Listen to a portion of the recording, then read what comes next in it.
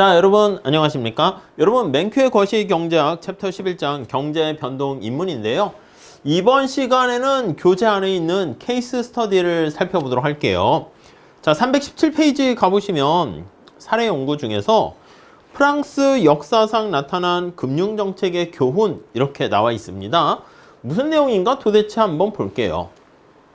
자, 우선 금융정책의 교훈에서 우리 왼쪽 페이지 가보시면요. 그림 11-12가 있는데 거기서 통화량을 줄이게 되는 거야. 통화량을 줄이게 되면은 이게 경기 침체로 이어집니다. 그래서 왜 경기 침체가 됩니까? 라고 하면 우리가 이제 모형으로 살펴봤을 때는 AD 곡선이 좌측으로 이동하기 때문에 그렇다. 이렇게 볼 수가 있죠. AD 곡선이 좌측으로 이동을 하게 됩니다. 이렇게요. 오케이? 아니 그런데 현실에서는 통화량을 이렇게 긴축해서 줄이는 경우가 흔치 않습니다. 왜냐하면 통화량을 줄이게 되면 돈줄을 죄게 되면 경기 침체라는 게 따라오기 때문에 어떤 정신 나간 중앙은행 총재가 중앙은행이 통화량을 줄이겠습니까? 그래서 흔하지 않은 경우인데 이렇게 통화 공급을 대폭 줄이게 되는 케이스를 거기 보시면은 역사적으로 18세기 프랑스에서 발생했대요. 연방준비은행에 근무하는 경제학자인 프랑수아 벨데라는 학자가요. 프랑스 경제사에서 2009년에 논문 발표한 거에서 찾아냈죠. 자, 프랑스 경우에는 좀 화폐가 좀 특이한 형태를 가지고 있어가지고 그렇대요. 아니 어떤 특이한 성격을 가지고 있는데 라고 한번 보시면요. 프랑스 통화에는요. 통화량의 현대적인 화폐와는 달리 자, 두 번째 단락 두 번째 줄 볼까요? 특정한 화폐적 가치를 표기하지 않은 그러니까 보통 우리가 돈이 있으면 아니 화폐던 지폐던 얼마짜리 하고 표시를 해야 되잖아요. 근데 거기 보시면은 특정 화폐 가치를 표시하지 않았대요. 그러니까 여기 화폐 가치가 얼마가 되는지 표시가 없었대. 표기가 없었대요. 표기가 없는 당시만 해도 이제 거기 나와 있는 금화, 은화 이런 것들이 있었다는 것이죠. 금화라든가 이게 다 돈 아니었습니까? 은화. 요게 유통이 되었었다. 이렇게 되어 있습니다. 자, 화폐 가치는요. 정부의 법령에 의해서 결정되는데 정부는 그럼 화폐 가치에 표기가 없었다고 그랬잖아. 그러니까 정부가 여기에다가 야, 이번에 이 금화, 은화는 얼마야? 하고 정부가 법적으로 법령으로 지정을 해 줍니다. 정부가 거기 나와 있는 것처럼 법령으로 결정을 하게 됩니다. 법령으로 결정. 이렇게. 이해 가시겠죠? 우리나라는 뭐 1,000원짜리, 10,000원짜리면 10,000원짜리를 막 갑자기 이거 20,000원 이렇게 막 바꿀 수 없잖아. 숫자가 거기 박혀 있으니까. 자, 그렇기 때문에 정부가 법령으로 화폐 가치 표기가 없는 것을 법령으로 결정을 할 수 있기 때문에 화폐 가치를 쉽게 변경할 수가 있었던 거죠. 그래서 화폐 가치를 쉽게 변경 가능. 네, 이해 가시겠습니까? 네, 이러한 상황이었다라고 보시면 되겠습니다. 자, 그래서 통화 공급도 쉽게 조정할 수가 있었던 것이죠. 말 그대로 하룻밤 사이에 바뀔 수도 있었대. 1달러짜리 지폐가 야, 이번 새벽 하룻밤 지나니까 80센트로 하자. 이렇게 그냥 바꿀 수 있다는 거예요. 실제로 그런 일이 없으면 보통은 없을 거라고 보는데 실제로 있었답니다. 자, 1724년에 다음 단락 보시죠. 프랑스의 모든 사람들은 하루아침에 일어나서 전날보다 20% 가치가 감소한 화폐를 보유했대요. 지금 얘기한 것처럼 1달러가 80센트 이런 식으로.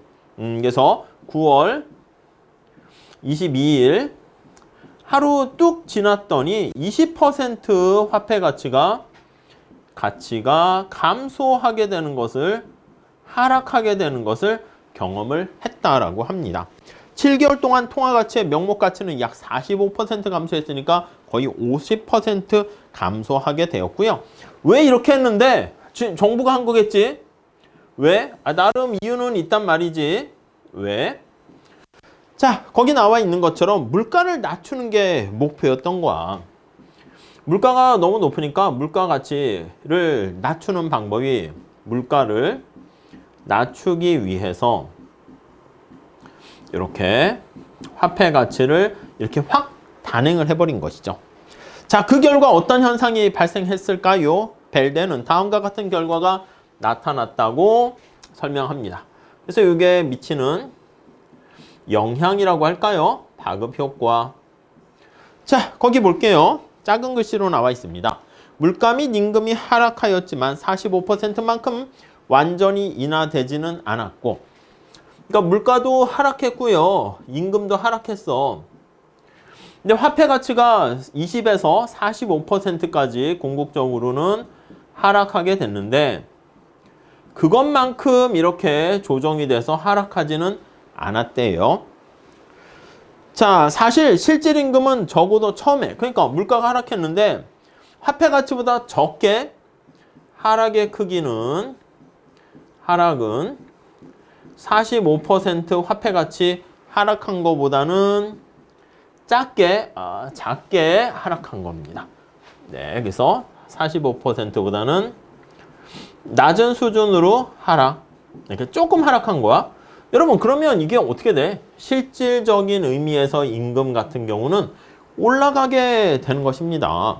이해 가시죠? 그래서 실질 임금과 관련된 것은 실질 임금 이런 것들은 실질적인 변수는 상승 이렇게 하게 된 것이죠. 자, 이자율도 인상되었고요. 그래서 즉각적이며 완벽하게 조정이 이루어진 유일한 시장은 외환 시장에서만 일어났다고 합니다. 곡물 시장처럼 사람들이 생각하기에 충분히 경쟁적이라고 여겼던 시장들조차도 처음에는 제대로 즉각 그러니까 요게 하락하는 만큼 즉각적인 시장에서 반응이 되지 않은 거야. 반응이 실패 이렇게. 자, 동시에 경제 산업은 대략 30%까지 심각한 경기 침체를 경험하게 되었고, 그러니까 실질 임금 올라가고 이자율 올라가고 하다 보니까 경기 침체를 경험하게 되었고요. 경기 침체 징후는 디플레이션 정책이 시행되기 전에도 나타날 수 있었고, 이러한 심각한 경기 침체가 밑에서 네 번째 줄 보시면 금융 정책, 특히 화폐 보유자들이 추가적인 물가 하락, 화폐 희소성 현상이라는 거 나와 있습니다. 물가 하락을 기대하면서 계속 또 더 낮아지겠네 물가가 이렇게 생각하는 거야. 그래서 신용을 제공하지 않는 데 따른 신용 위기에서 비롯되었다고 폭넓게 믿고 있었습니다. 마찬가지로 인플레이션 정책은 경기 침체를 멈출 것이라고 믿고 있었고, 그래서 1726년 5월 명목적인 통화 공급이 20% 증대되자 경제는 거의 동시에 그러니까 이게 다시 돈을 뿌리게 된 거지. 그러면서 다시 원래 상태로 회복되었다. 이런 얘기가 여기 나와 있네요. 결국 뭐다? 인위적인 건 아니지만 요거랑 비슷한 얘기가 여기 나와 있는 정부가 통화량을 확 줄이게 됨으로써 경기 침체가 발생한 프랑스의 사례를 우리가 체크해 볼 수 있겠다라고 보시면 되겠습니다. 자, 여기까지 하고요. 다음에 케이스 두 번째 시간에 뵙도록 하겠습니다. 감사합니다.